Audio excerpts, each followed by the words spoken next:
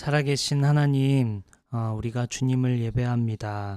우리를 주목하고 계신 주님, 우리의 마음을 아시는 주님, 우리의 생각을 아시는 주님, 우리가 주님의 마음으로 온전히 예배할 수 있도록 인도하여 주시고 우리의 시선을, 마음을 주님께 고정합니다. 우리 다른 생각하지 않고 하나님만 예배하고 하나님 말씀을 듣고 하나님 말씀을 나누는 데에 온전히 드리는 귀한 예배 될 수 있도록 인도하여 주옵소서. 예수님의 이름으로 기도드립니다. 아멘.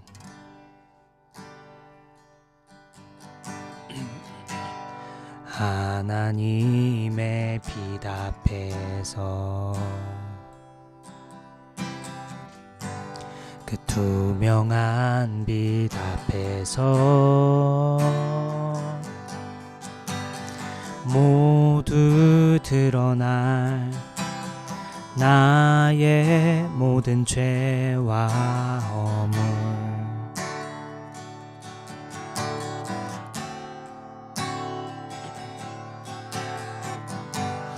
하나님의 빛 속에서 그 따뜻한 빛 속에서 모두 고쳐질 나의 모든 죄와 상처, 그의 빛 속에서 드러내어 징계함 아닌 드러내어 고치시는 하나님의 은혜와 사랑, 하나님의 빛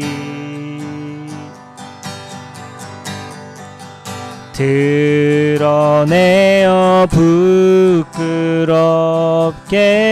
하지 않고 더욱 단단히 만들 은혜와 사랑 전하게 할 하나님의 빛, 하나님의 빛 안에서 하나님의 빛 앞에서 그 투명한 빛 앞에서 모두 드러날 나의 모든 죄와 허물,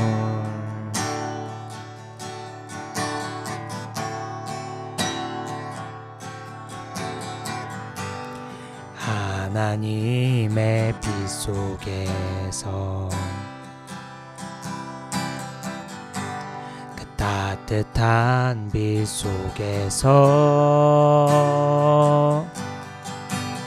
모두 고쳐질 나의 모든 죄와 상처, 그의 빛 속에서 드러내어 징계함 아닌 드러내어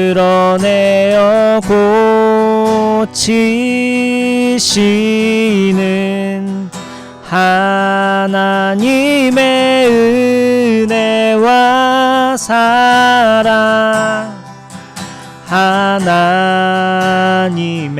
빛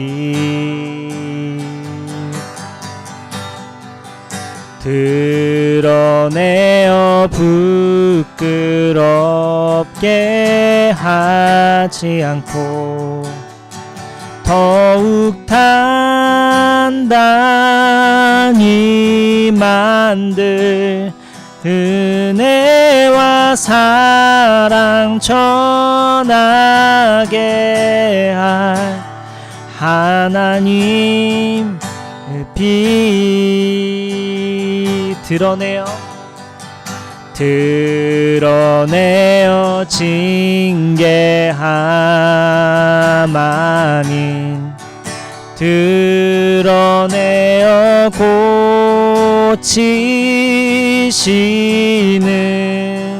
하나님의 은혜와 사랑 하나님의 빛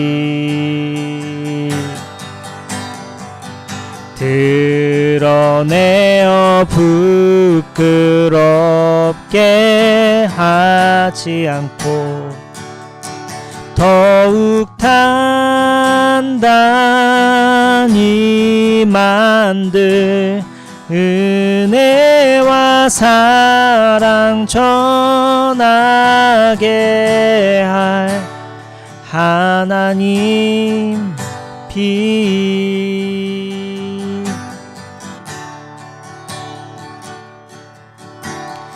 주 앞에 나와 제사를 드리네 마음 열어 내 삶을 드리네 주를 봅니다 끝없는 사랑 날 회복시키네 주 앞에 나와 주 앞에 나와 제사를 드리네 마음 열어 내 삶을 드리네 주를 봅니다 끝없는 사랑 날 회복시키네 이제 눈 들어 주 보네 그 능력 날 새롭게 주님의 사랑 날 만지시니 내 모든 두려움 사라지네 폭풍 속에도 주 붙들고 믿음으로 주와 건네 갈보리 언덕 넘어 그 어느 날 주 안에 온전케 되리 마지막으로 이제 눈 들어 이제 눈 들어 주 보네 그 능력 날 새롭게 주님의 사랑 날 만지시니 내 모든 두려움 사라지네 폭풍 속에도 주 붙들고 믿음으로 주와 건네 갈보리 언덕 넘어 그 어느 날 주 안에 온전케 되리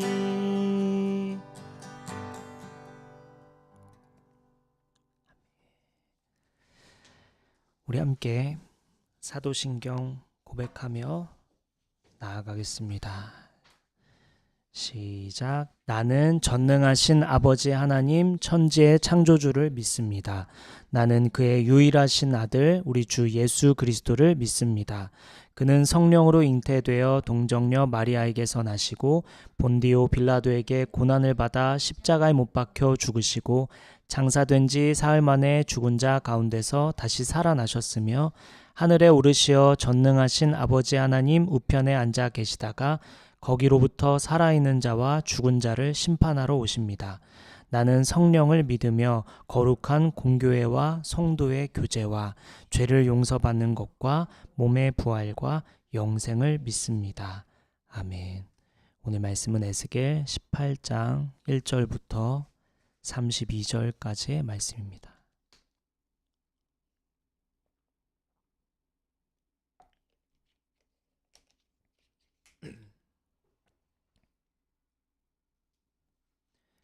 에스겔 18장 1절부터 32절까지의 말씀, 제가 한 절, 여러분 한 절 교독하겠습니다. 주님께서 나에게 말씀하셨다.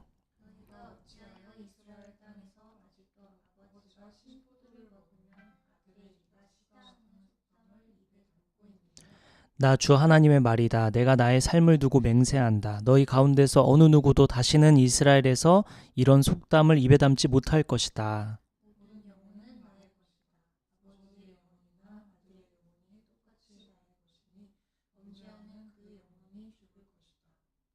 어떤 사람이 의로워서 법과 의를 실천한다고 하자.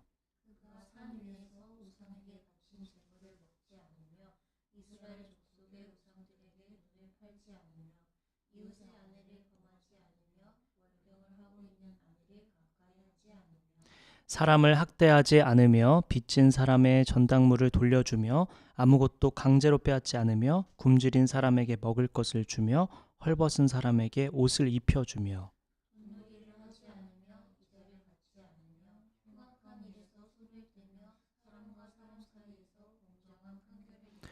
나의 모든 율례대로 살아가며 나의 모든 규례를 지켜서 진실하게 행동하면 그는 의로운 사람이니 반드시 살 것이다. 나 주 하나님의 말이다.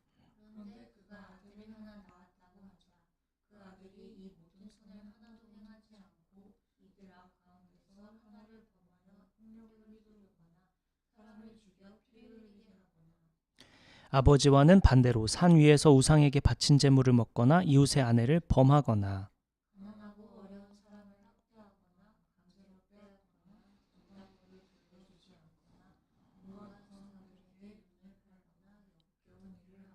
돈놀이를 하거나 이자를 받거나 하면 그가 살 수 있겠느냐? 그는 절대로 살지 못할 것이니 이 모든 역겨운 일을 하였으므로 죽을 수밖에 없다. 자기의 피가 자기에게로 돌아갈 것이다.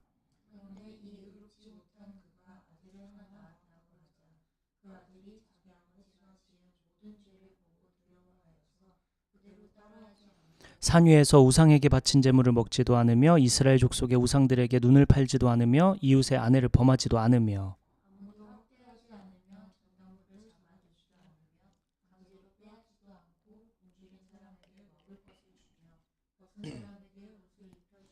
흉악한 일에서 손을 떼고 가난한 자를 압제하지 않으며 돈놀이를 하지 않으며 이자를 받지 않으며 나의 규례를 실천하고 나의 율례대로 살아가면 이 사람은 자기 아버지의 죄악 때문에 죽지 않고 반드시 살 것이다.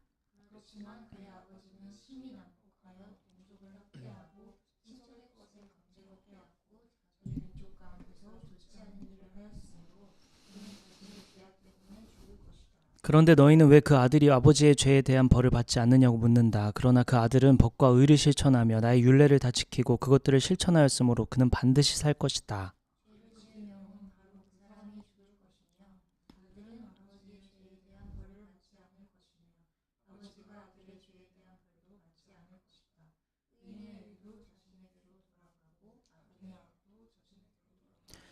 그러나 악인이라도 자기가 저지른 모든 죄악에서 떠나 돌이켜서 나의 율례를 다 지키고 법과 의를 실천하면 그는 반드시 살고 죽지 않을 것이다.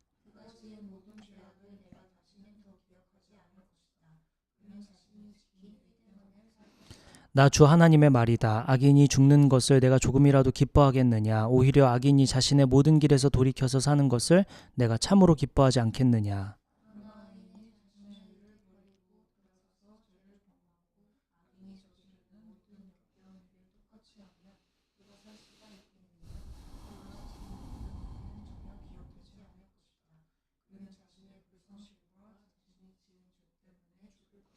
그런데 너희는 내가 이를 처리하는 방법이 공평하지 못하다는 말을 하는구나. 이스라엘 족속아, 너희는 잘 들어라. 내가 일하는 방법이 어찌 공평하지 않느냐. 너희가 하는 행실이 오히려 공평하지 않은 것이 아니냐.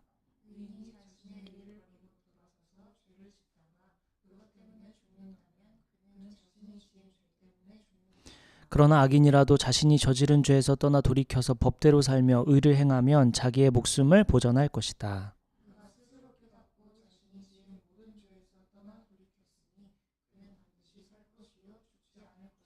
그런데도 이스라엘 족속은 내가 일하는 방법이 공평하지 않다는 말을 하는구나. 이스라엘 족속아, 내가 일하는 방법이 어찌 공평하지 않느냐. 너희가 하는 행실이 오히려 공평하지 않은 것이 아니냐.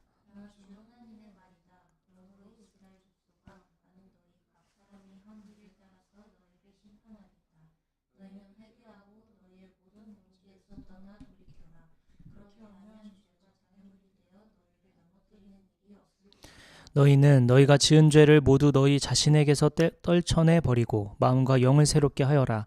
이스라엘 족속아, 너희가 왜 죽고자 하느냐.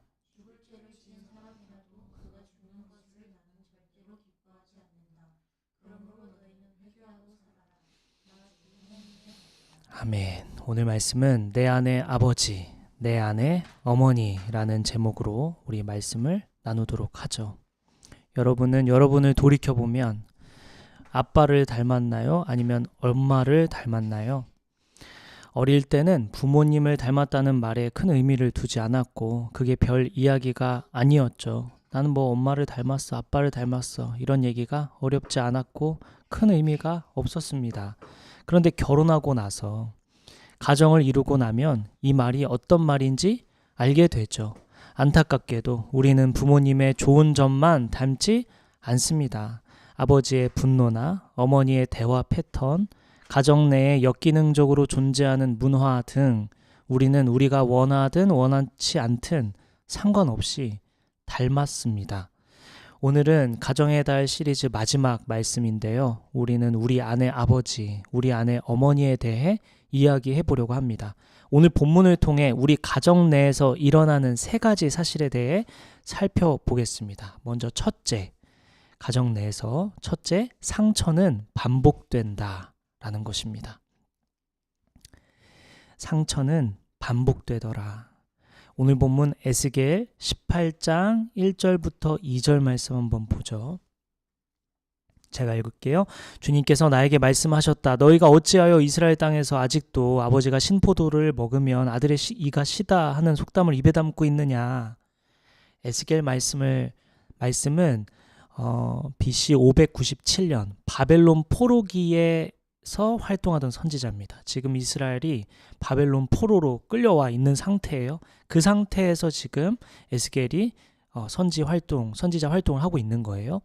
고향을 잃었고 지금 현재 이스라엘 백성들은 고향을 잃은 상황이고 성전도 잃었고 왕도 잃은 상황입니다. 그 고통스러운 포로 생활 속에서 백성들 사이에 하나의 속담이 유행하고 있는데 그게 지금 2절 속담이 유행하고 있는 거예요. 바벨론 포로로서 노예로 끌려온 상황에서 다 잃어버린 상황에 이 속담이 유행하는 거죠. 이 속담이 뭐냐면 아버지가 신포도를 먹으면 아들의 이가 시다. 신포도는 아버지가 먹었는데 이가 신 건 아들이다. 이런 얘기 하고 있는 거죠. 이것은 현재 바벨론 포로로 살고 있는 이스라엘 백성의 아버지 세대, 조상들이 하나님을 떠나 우상을 섬기고 죄를 지었고 그 대가를 아들 세대가 치르고 있다는 말을 비유하고 있는 거죠. 예를 들면 아담과 하와가 지은 죄가 오늘날까지 영향을 미치고 있죠. 그리고 그 죄로 인해 죄인된 우리는, 죄성 가득한 우리는 상처를 주고 상처를 받는 패턴이 반복해서 일어나고 있죠. 죄가 죄를 낳는 패턴이 반복하듯이 그로 인해 상처 또한 반복되더라라는 것입니다. 오늘 본문 2절의 속담은 억울함을 나타내고 있죠. 내가 지금 신포도 먹은 것도 아닌데, 내가 잘못한 것도 아닌데 피해는 내가 보고 있습니다. 얼마나 억울합니까?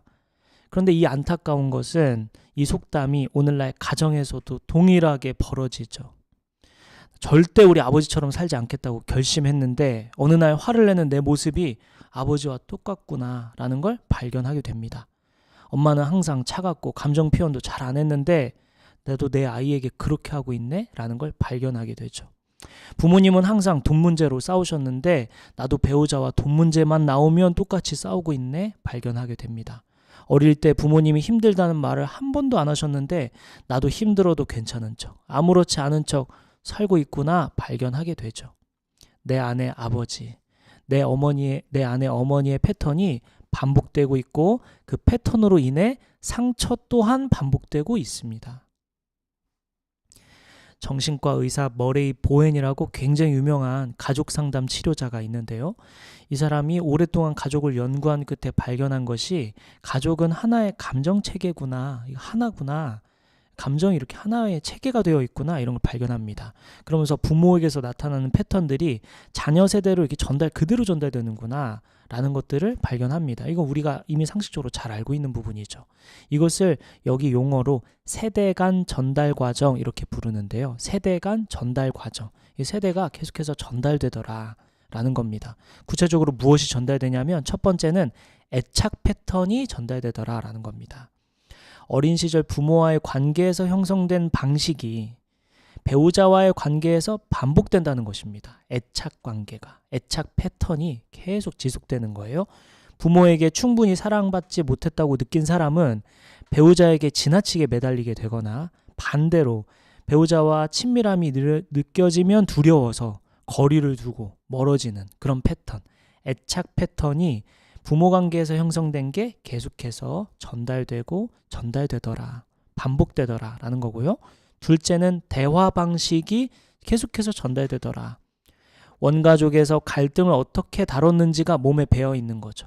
부모님이 싸우실 때 어떻게 싸우셨는지, 어떻게 화해하셨는지가 이게 몸이 기억하고 그게 계속 전달되는 거죠. 화가 나면 폭발하는 집에서 자란 사람은 똑같이 폭발해서 분노 막 가득하고, 갈등이 생기면 침묵하는 집에서 자란 사람은 계속해서 침묵하는 거죠. 배우려고 배운 게 아니라 몸이 기억하고 있는 거죠. 마지막 셋째는 반복 강박이 일어나더라. 이게 용어인데 반복 강박. 결심을 해도 반복되더라 이런 겁니다. 쉽게 말해서 나는 절대 저렇게 살지 않겠다라고 하더라도 거부하더라도 또 반복되더라. 어느 순간 그 모습을 띠게 되더라. 무의식적으로, 사실 의식적으로는 거부하지만 무의식적으로는 그 방식이 익숙하기 때문에, 자연스럽기 때문에 계속 나타나는 거죠. 낯선 방식보다 익숙한 방식으로 반응하는 게 훨씬 쉽기 때문에 내가 싫다고 말은 하지만, 나 저거 싫어 라고 하지만 내가 익숙해가지고 계속 반복하는 겁니다. 그래서 화가 났을 때, 두려울 때, 상처받았을 때 가장 먼저 튀어나오는 것이 어린 시절 부모에게서 배운 방식인 거죠. 아버지가 신포도를 먹었으므로 아들의 이가 시다. 이것이 오늘날 가정에서 반복되고 있는 겁니다. 상처는 계속해서 전달되고 세대를 타고 계속해서 내려가고 있는 거죠. 그런데 하나님께서 이 속담에 대해 강하게 반박하고 계십니다. 오늘 보면 3절부터 4절이에요. 제가 한 절, 여러분 한 절 읽어볼게요. 나 주 하나님의 말이다. 내가 나의 삶을 두고 맹세한다. 너희 가운데서 어느 누구도 다시는 이스라엘에서 이런 속담을 입에 담지 못할 것이다.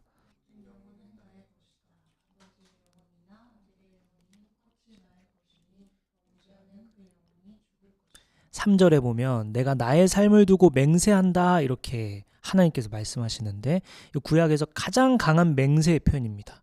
하나님께서 이렇게 강한 맹세의 표현을 쓰시면서 이 속담을 쓰지 않게 만드시겠다고 왜 이렇게 말씀하시는 걸까? 이스라엘 백성들이 이 쓴 속담, 아버지가 신포도를 먹으면 아들의 이가 시다라는 속담을 쓴 것은 이런 상황입니다라는 설명을 한 게 아니라 억울함만을 나타낸 게 사실 아니었습니다. 이 속담을 통해 두 가지를 지금 그 의미가 내포되어 있는 건데, 책임 회피죠. 이거 아빠가 신포도 먹었으니까 그 아들의 이가 신 겁니다. 이거 내 책임 아닙니다. 이런 거죠. 우리가 잘못한 게 아니라 조상들이 잘못한 거예요. 이런 거죠. 이거 엄마 잘못이죠. 내 잘못 아니에요. 이런 거예요. 책임 회피. 그리고 두 번째는 하나님에 대한 원망이죠. 하나님 왜 이렇게 불공평합니까? 이거 내가 안 먹었는데 왜 내가 이런 일을 당해야 합니까? 라는 하나님에 대한 항변인 거죠. 이 두 가지를 내포하기 때문에 하나님께서 내가 다시는 너가 이런 표현 안 하게 만들 것이다. 너 지금 책임 회피하고 있고 지금 나에게 지금 도전하고 있는데 너 정확하게 지금 책임 회피하고 있다. 내가 그 말 안 하게 만들겠다. 못하게 만들겠다. 이렇게 말씀하시는 거죠. 하나님께서 그 속담, 책임을 회피하거나 하나님에 대한 항변을 못하게 하시겠다는 것인데 오늘날도 마찬가지죠. 원가족의 상처가 내 안에 있다는 것을 발견하고 깨닫고 인정하는 것은 중요한데, 그런데 그렇다고 해서 부모로부터 온 그 죄성 가득한 패턴, 내 행동의 면죄부가 될 수는 없죠. 상처가 나에게 있다고 해서, 이건 내가 받은 상처라고 해서 그 상처를 배우자에게, 자녀에게, 주변 사람들에게 흘려보내는 게, 나타내는 게 정당화냐, 정당화할 수 있냐? 그럴 수 없다는 겁니다. 내가 그런 받은 상처 발견하는 거 중요하고 회복되어야 한다는 거 깨닫고 있는 거 인정하는 것까지 너무 잘했지만 그걸로 그쳐서는 안 된다. 책임 회피해서는 안 된다라는 것이죠. 그것을 흘려보내는 것, 그것을 주변 사람들에게 하는 것 너의 책임이다라는 겁니다. 거기서부터는. 그럼 어떻게 해야 될까? 성경은 얘기해주고 있는데요. 첫째, 상처는 반복된다고 했어요. 둘째, 그러나 멈출 수 있다라고 성경 얘기합니다. 그러나 그 패턴 멈출 수 있다라고 성경이 가르쳐주고 있습니다. 오늘 본문 14절과 20절, 제가 14절, 여러분이 20절 읽어주세요. 그런데 이 의롭지 못한 그가 아들을 하나 낳았다고 하자 그 아들이 자기 아버지가 지은 모든 죄를 보고 두려워하여서 그대로 따라하지 않고 20절이요. 시작.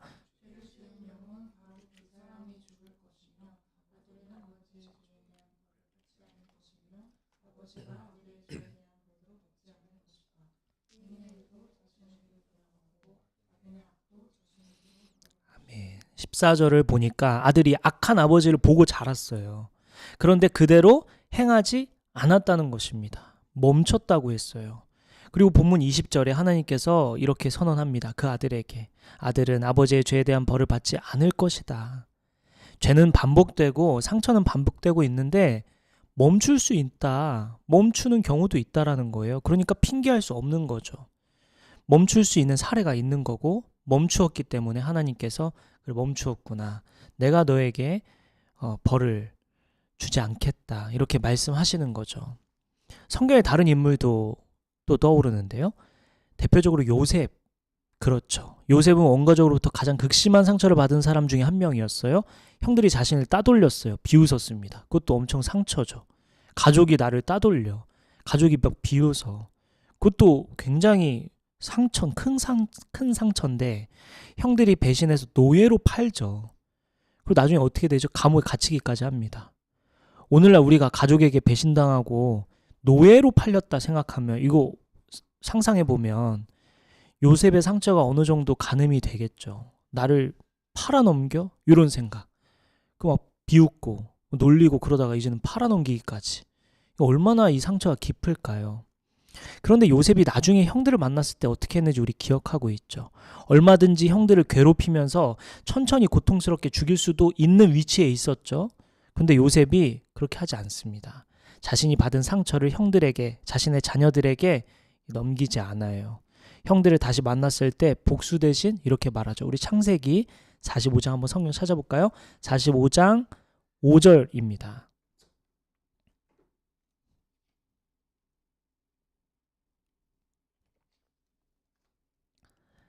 창세기 45장 5절 말씀입니다. 읽어볼까요? 시작. 그러나 이제는 걱정하지 마십시오. 자책하지도 마십시오. 형님들이 나를 이곳에 팔아 넘기긴 하였습니다만 그것은 하나님이 형들보다 앞서서 나를 여기에 보내셔서 우리의 목숨을 살려주시려고 그렇게 하신 것입니다. 여기 보면은 형님들이 나를 이곳에 팔아 넘기긴 하였습니다만 그 당신이 한 행동 그 상처 부정하지 않고 있죠. 그렇게 하긴 했습니다. 당신들이 팔아 넘기긴 했습니다. 당신들로 인해 상처 받긴 받았습니다. 라고 일단 짚고 넘어가죠. 그런데 요셉은 그 상처가 자신의 인생을 결정하도록, 그 상처가 자신의 인생을 좌우하도록 내버려 두지는 않았다라는 것입니다. 멈추었죠. 어떻게 그럴 수 있을까? 어떻게 멈출 수 있을까? 오늘날 가족 치료자들, 오늘날의 방식에서 한번 살펴보죠. 오늘날 가족 치료자들은 여러 방법을 제시하는데 그중 두 가지만 한번 살펴볼게요. 그 가족 안에서 반복되는 상처, 가족되는 그 죄성을 치료자들은 뭐라고 말하는지 두 가지인데요. 첫째는 서로의 원가족 이야기를 자주 오픈해라 이런 얘기입니다. 우리 부모님 어땠어? 우리 가족에선 이런 상황들이 자주 벌어졌어. 예를 들면 그런 거죠. 이런 질문들을 해보는 거죠. 당신은 화가 나면 왜 그렇게 반응해? 이렇게 물어보는 게 아니라 당신 집에서는 갈등이 생기면 어떻게 했어? 라고 묻는 거죠. 왜 그렇게 반응해? 왜 그러는 거야? 왜 화를 내? 이렇게 물어보는 게 아니라 당신 집에서 갈등 생기면 평소에 어떻게 했어? 라고 묻는 거죠. 첫 번째 질문은 배우자를 막 비난하는 질문이라면 두 번째 질문은 이해하려고 묻는 거죠. 집에서 갈등 생기면 어떻게 했어? 이런 거죠. 이러한 질문들 이렇게 또 있어요. 뭐 집에서 힘들 때 어떻게 했어? 말했어? 아니면 혼자 참았어? 이렇게 물어볼 수도 있고요. 당신 부모님은 서로 싸우고 나서 어떻게 화해했어? 이렇게 물어볼 수도 있고, 어릴 때 집에서 사랑한다는 말을 자주 들었어? 이렇게 물어볼 수도 있고, 당신 어머니는 슬플 때 어떻게 하셨어? 이런 거. 어릴 때 잘못하면 집에서 어떻게 됐어? 이런 것들. 이해하기 위한 원가족에 대한 질문을 해보는 거죠. 또한 반대로 내가 오픈할 수도 있겠고요. 이해하려는 마음으로 원가족 이야기를 서로 묻고 들려줄 수 있어야 한다고 합니다. 배우자가 화낼 때, 차갑게 굴 때, 말문을 닫을 때, 그것이 배우자 탓이 아니라 배우자의 원가족에서 온 것일 수 있기 때문에 그것을 공감하기 위해, 이해하기 위해 묻는 거죠. 그럴 때 어떻게 했어? 배우자가 질문하기 전에 먼저 오픈하는 것도 중요하다고 했는데, 뭐 예를 들면 나는 화가 나면 아버지처럼 폭발하는 경향이 있어. 나는 그게 좀 두려워. 내 아내 아버지를, 내 아내 어머니를 배우자 앞에 꺼내놓는 거죠. 함께 살피는 거죠. 가족 치료자들은 이렇게 자신의 원가족 이야기, 배우자의 원가족 이야기를 오픈할 때 서로를 이해할 수 있고 공감할 수 있고 회복이 시작되고 반복되는 상처와 그 죄를 끊고 새로운 길로 나아갈 수 있다 말합니다. 두 번째 방식은 부부가 함께 새로운 가족 문화를 만들어라, 이렇게 강력하게 얘기합니다. 새로운 가족 문화. 새 가정이 꾸려졌으니 새 가족 문화를 만들라고 제안합니다. 실제로 연구 결과인데요. 알코올 중독 가정에서 자랐는데 새로운 어떤 리추얼을 만든 거예요. 의식을 계속 만든 거예요. 그랬더니 그 만든 가정과 그렇지 않은 가정에 비해서 훨씬 치료 효과가 크더라. 회복되더라. 새로운 어떤 형태로 나아가더라 라는 연구 결과가 있습니다. 뭐 예를 들면 리추얼, 가정의식 이런 거예요. 술에 취해 있든 그렇지 않든 저녁 식사 함께하기. 그 알코올 중독자에게 그 사람들 대상으로 했던 실험이다 보니까 술에 취했든 그렇지 않든 저녁 식사 무조건 함께한다, 이런 거죠. 그러다 보니까 이제 자녀들과 어쩔 수 없이 혹은 그럴 수밖에 없는 구조를 만든 거죠. 대화를 할 수밖에 없고 같이 서로의 안부를 묻게 되고 그런 거죠. 뭐 예를 들면 술에 취했든 취하지 않았든 자녀들 잠들기 전에 침대에서 책 읽어주기, 이런 걸 만든 거예요. 혹은 잠들기 전에 기도하기, 이런 게 있었다고 합니다. 이러한 의식, 문화, 규칙이 가정을 바꾸더라는 게 연구로 밝혀진 거죠.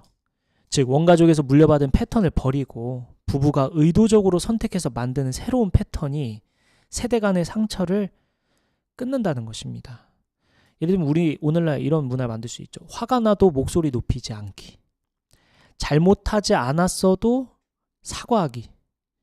저녁 식사 꼭 함께하기. 혹은 자녀에게 매일 사랑한다고 말하기. 싸운 날 잠들기 전까지 꼭 화해하고 포옹하기. 하루 한 번 자녀 앞에서 배우자 칭찬하기. 이런 문화를, 규칙을 만들 수가 있는 거죠. 그리고 이런 새로운 패턴이 자녀 세대로 이제 흘러가겠죠. 자녀들이 그걸 보고 우리 부모는 그랬어 라고 그렇게 흘러가는 거죠.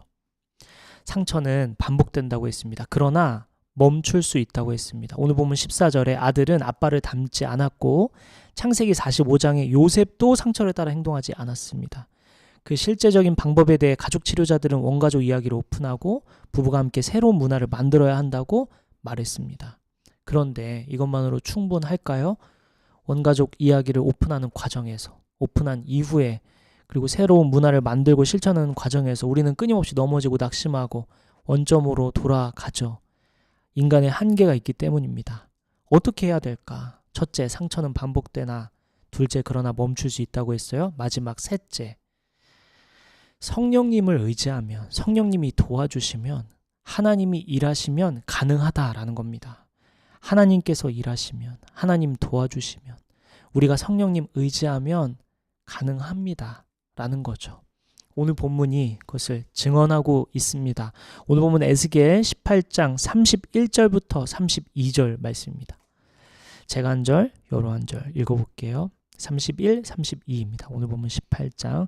너희는 너희가 지은 죄를 모두 너희 자신에게서 떨쳐내버리고 마음과 영을 새롭게 하여라. 이스라엘 족속아, 너희가 왜 죽고자 하느냐.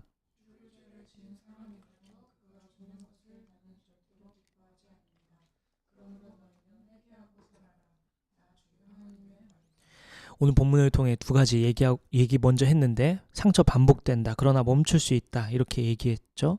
근데 이것만으로는 한계가 있다고 했는데 왜 그러냐면 뿌리는 해결하지 않고 근본적인 문제는 해결하지 않고 그 겉으로 드러난 나뭇가지만 해결하려는 것과 같기 때문에 우리는 이 근본적인 문제, 오늘 본문 말씀을 통해 이 근본적인 문제, 뭐가 문제고 어떻게 해결해야 하는 건지 살펴야 한다는 거죠.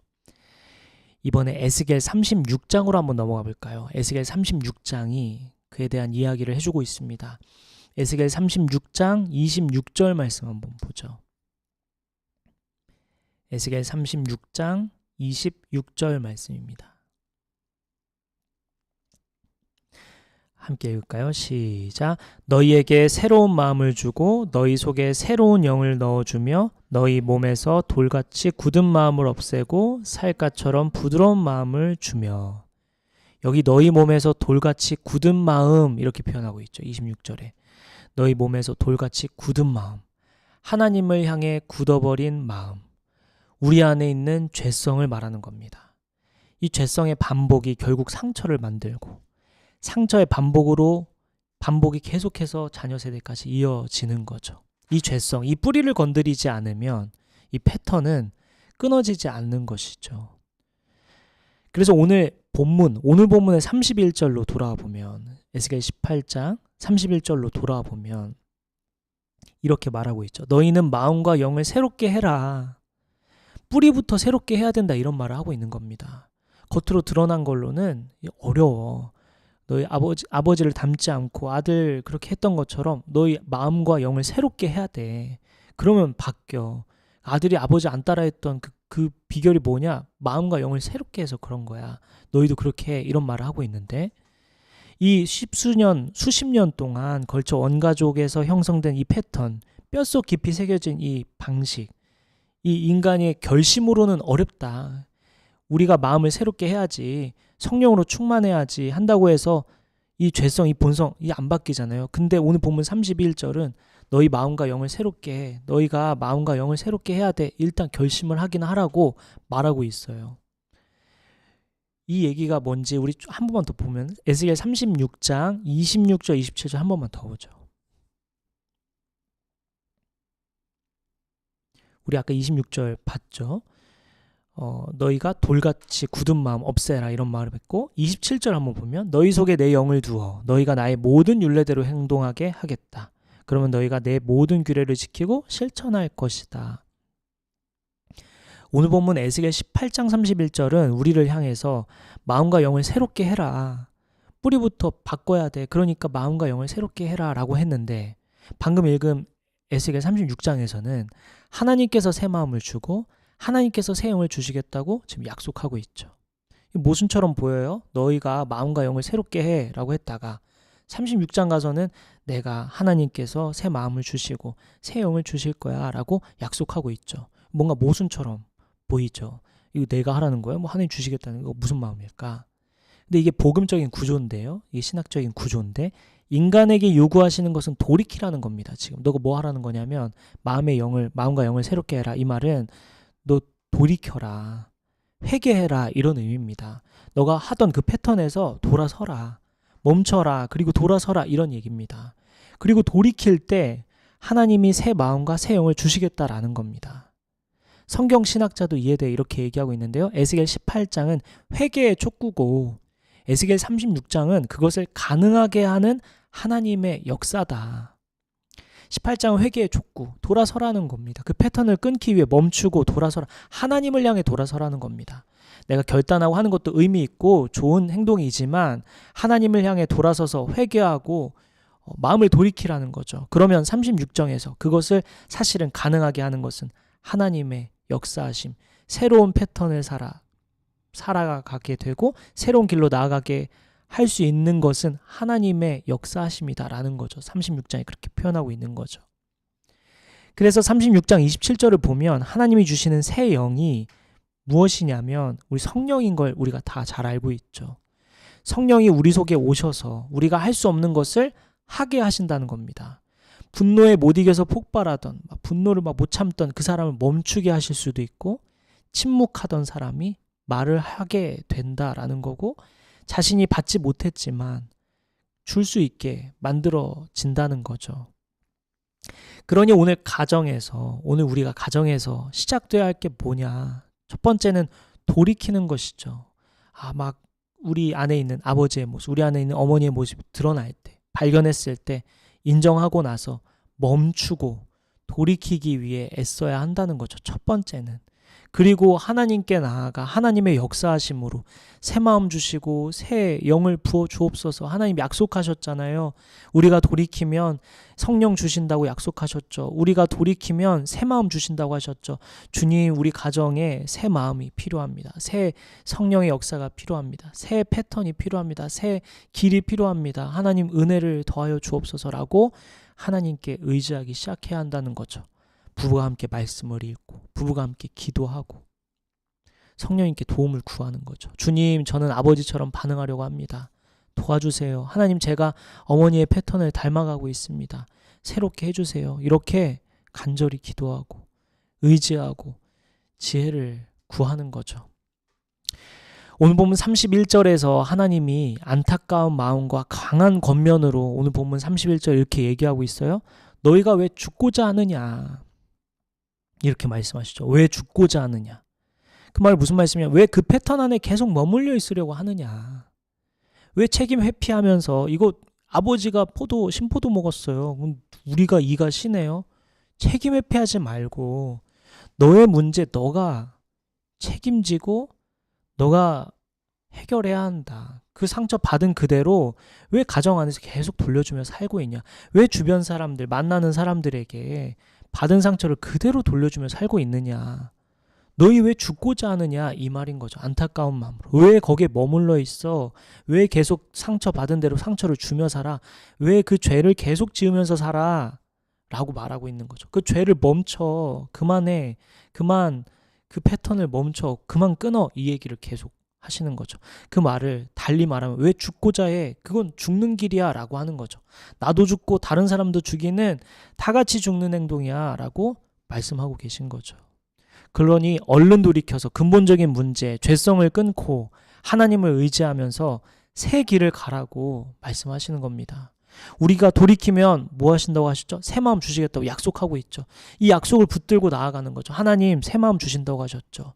새로운 생각 주신다고 하셨죠. 새로운 말하고 새로운 행동하고 싶어요. 근본적으로 이 문제 주님 끊고 싶어요. 도와주세요 라고 기도하라고 의지하라고 말씀하고 계신 거죠. 그러니 부부가 함께, 가정이 함께 하나님 앞에 나아가야겠죠. 예수님의 죽으심과 부활하심의 은혜 그리고 성령님의 도우심이 우리의 죄성을 끊어내니까 새 길을 걸어갈 수 있게 하니까 우리가 기도가 필요하죠.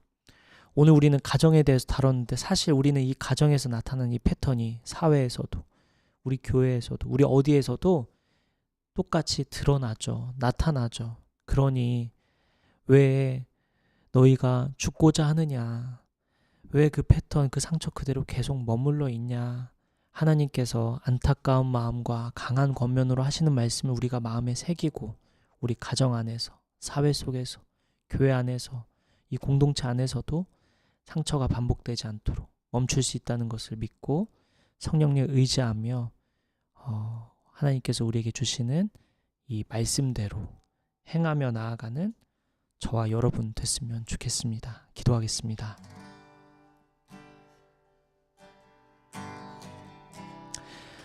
우리 함께 기도할 때 오늘 하나님께서 이 말씀을 왜 듣게 하셨을까요? 여러분은 이 말씀을 들으면서 어떤 생각을 하셨습니까?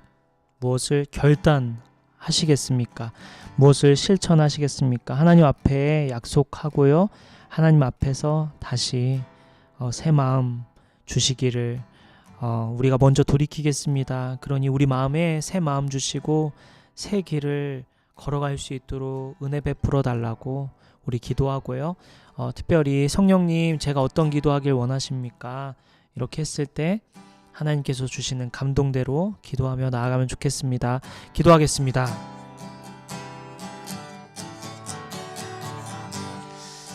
아버지,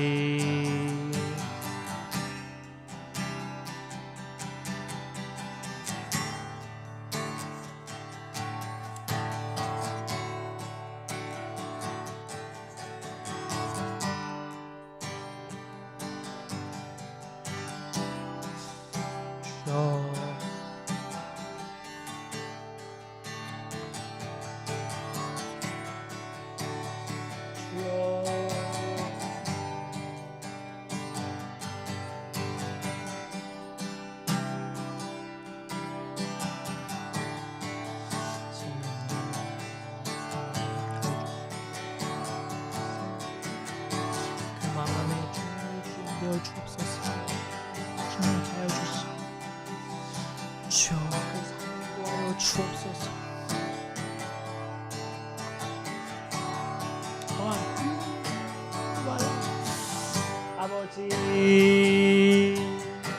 아버지, 아버지,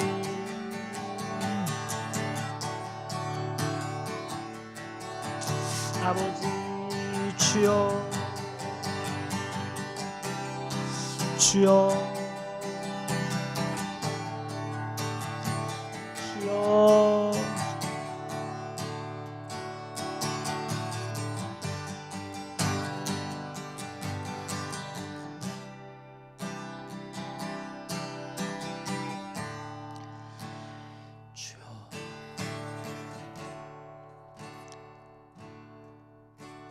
우리 마지막으로 한 가지 기도할 때 여러분 서로의 기도 제목 기억하시죠? 우리 서로의 기도 제목 위해서 기도하고, 또 아직 하나님 알지 못하는 우리 가족들이 있죠. 우리 가족들을 위해서 하나님을 알지만 교회 공동체로 나아가는 것을 주저하는 가족들도 있고요. 또한 아픈 지체들 있죠. 우리 건강 위해서 우리 기도하고 마치면 좋겠습니다. 기도하겠습니다. 아버지, 주여,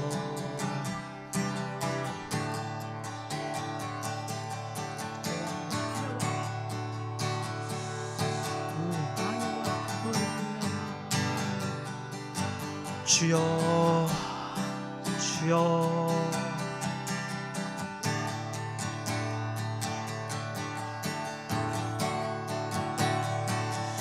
주여.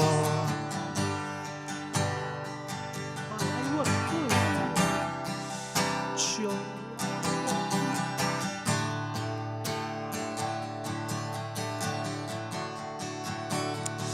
아버지, 아버지,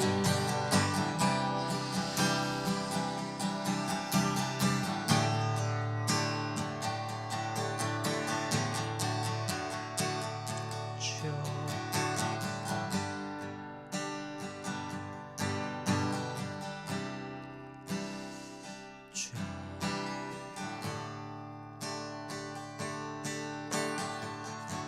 아버지,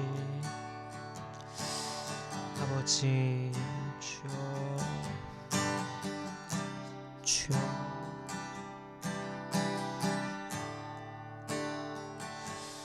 주여,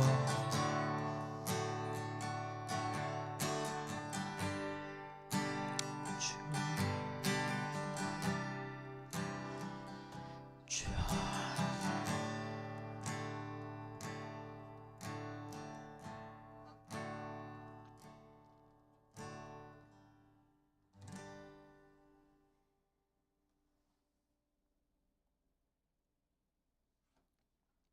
하나님, 오늘 말씀을 마음에 새깁니다. 너희가 왜 죽고자 하느냐? 왜 그 패턴에 자꾸 머물러 있으려 하느냐? 우리에게 익숙한 그 패턴, 싫다고는 말하지만 사실 그게 가장 자연스러운 그 패턴들이 몸에 깊숙이 배어 있어서 어찌할 수 없어 보이는 이런 모습들 주님 앞에 내려놓습니다. 아버지, 이제 그 죄성을 끊고 그 패턴을 끊고 새 길로 나아가고자 합니다. 쉽지 않은 여정이겠지만 오늘 말씀을 통해 불가능하지 않다는 것을 보여주셨고 우리도 가능하다는 것을 말씀해 주셨으니 아버지 오늘 새로운 결단과 결심으로 끝나지 않고 실제로 우리가 그대로 살아가는 이번 한 주 평생이 되길 원합니다. 우리의 마음에 이 말씀을 심어주시고 계속해서 생각나게 해주시고 주님 의지하며 나아가는 우리 모두가 되게 하여 주옵소서. 하나님, 이번 한 주의 삶 각자의 자리에서 또 바쁘게 또 여러 일들을 소화하며 살아갈 텐데 그때마다 지혜 주시고 능력 주시고 아버지 의지하며 나아가는 우리 모두 되게 하여 주옵소서. 모든 일들 주님 손에 맡겨드립니다. 우리의 삶 주님 것임을 고백하며 우리의 길이요 진리요 생명이신 우리를 위하여 죽으시고 다시 사신 예수님의 이름으로 기도드립니다. 아멘. 축도하겠습니다. 이제는 우리 주 예수 그리스도의 은혜와 하나님의 크신 사랑과 성령님의 감화감동 교통 역사하심이 한 주 동안 주님 말씀대로 새로운 길을 가기로 결단하는 저와 여기 모인 성도들과 온라인으로 예배하는 모든 성도들 머리 위에 지금부터 영원까지 함께 해주시기를 간절히 기도하며 축원하옵나이다. 아멘.